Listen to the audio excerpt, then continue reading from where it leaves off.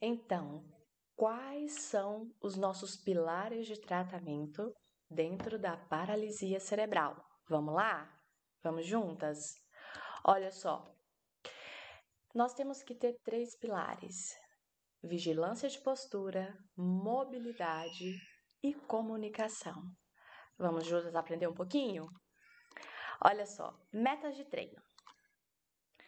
Acreditem, se o seu filho estiver motivado, feliz, sorrindo, com afeto, empatia, amor, o seu filho, além de aprender muito mais, nós vamos manter a infância dessa criança.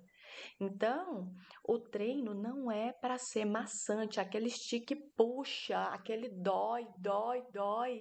A gente sabe hoje em dia que aqueles alongamentos passivos, eles não geram unidade contrátil, eles não aumentam o número de sarcômeros, não alonga músculo, não produz músculo, não aumenta músculo. Então, aquele estique puxa, aquela terapia maçante, nenhuma criança merece viver assim. Se coloque no lugar daquela criança. Ninguém merece viver desse jeito. E não é nem por questão de pena, é porque não há evidência científica. O que a gente sabe é que quanto mais eu estimular essa criança de uma forma lúdica, prazerosa e colocando ela como protagonista, o desfecho é melhor. Então, a meta de treino é divertido, dinâmico, né? Focado no desempenho e objetivo, no sentido de que eu eu não posso ficar muito, como que eu falo assim, eu tenho que ter um objetivo. Por exemplo, eu atualmente, mamãe da Liz, o meu objetivo é que ela use as mãos e faça o treino de marcha. Então, os estudos mostram que eu trabalhar até 3 objetivos simultâneos tem uma eficácia. Mais do que isso, se sobrecarrega a criança no sentido de informações e não tem grandes diferenças. Então, por exemplo, então eu vou determinar um objetivo.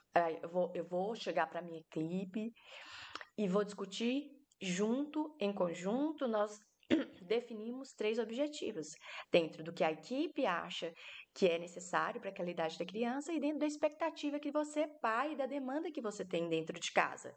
E aí a intensidade no sentido de frequência com que eu treino e repito esses exercícios. Porque sabe-se que, por exemplo, a minha bebê, eu quero que. Bebê não, tá? Já tá uma moça de 2 anos, já quase nem é lactente mais. Então, o que que eu quero? Eu quero que ela use as mãos. E a gente sabe que ela precisa treinar no mínimo 40 horas. O pegar de uma vez dá? E não, né? Não dá. Então, 40 horas dividida aí em 6 semanas, por exemplo. Mas eu só quero dizer que a criança, ela precisa de treino. Objetivo, treino, né? Para ela conseguir. Todo mundo precisa. Quando você quer adquirir uma habilidade, o que é que você faz? Você estuda, você se prepara. É a mesma coisa para a criança. E questão de movimentação ativa. Então, todo movimento que você faz passivo, ou seja, você faz o movimento pela criança, é, não tem uma efetividade como a movimentação ativa, que é a própria criança iniciar o movimento.